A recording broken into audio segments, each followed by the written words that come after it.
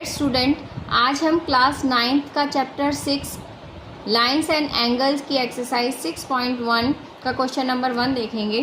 देखिए क्या है वो। In figure 6.13 lines A B and C D intersect at O. A B and C D O पर intersect कर रही हैं। If angle A O C plus B O E is equal to 70 degree, A O C and B O E दोनों का sum 70 degree है and angle B O D 40 degree है, then find angle B O E and reflex angle C O ई। देखिए solution क्या है। A B और सी D intersect कर रही हैं।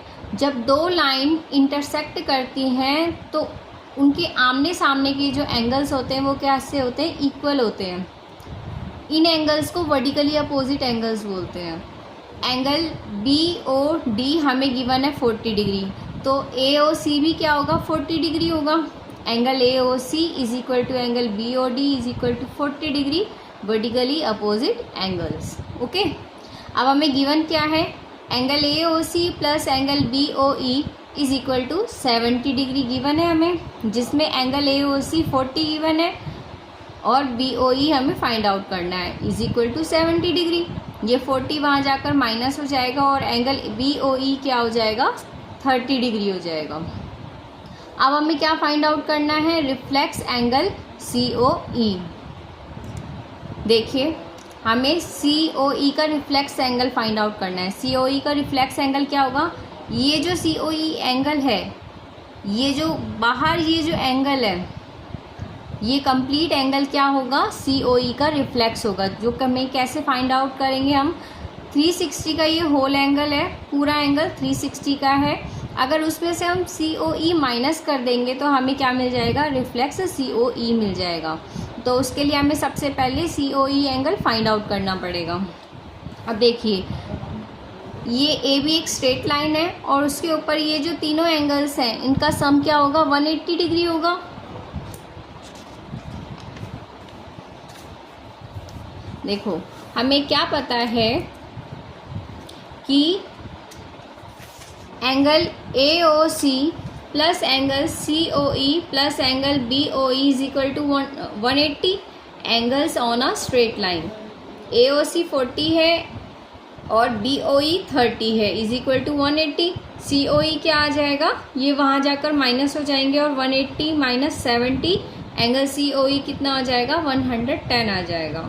हमें रिफ्लेक्स एंगल सी ओ ई चाहिए। 360 में से एंगल सी ओ ई 110 माइनस कर देंगे तो हमें रिफ्लेक्स एंगल क्या मिल जाएगा, 250 डिग्री मिल जाएगा। अब देखते हैं सेकंड क्वेश्चन क्या है इसमें। In figure 6.14 lines X Y and M N intersect at O. X Y and M N intersect कर रहे हैं ओ पर। If angle P O Y 90 degree है एंड ए और बी का रेशियो 2:3 है तो हमें ये सी एंगल फाइंड आउट करना है। ठीक है, तो देखिए क्या हमें क्या दे रखा है, ए और बी का रेशियो दे रखा है। तो हम क्या करते हैं, लेट कर लेते हैं ए इक्वल है 2x के और b इक्वल है 3x के। ठीक है, आगे देखो।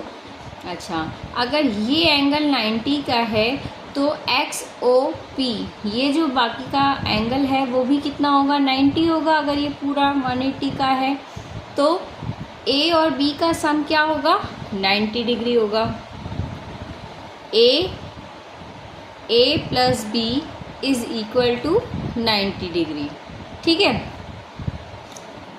अब देखो ए को हमने क्या लेट किया था, 2x, बी को 3x लेट किया था तो 2x plus 3x is equal to 90। 2 plus 3 5x is equal to 90, x is equal to 90/5 is equal to 18 degree.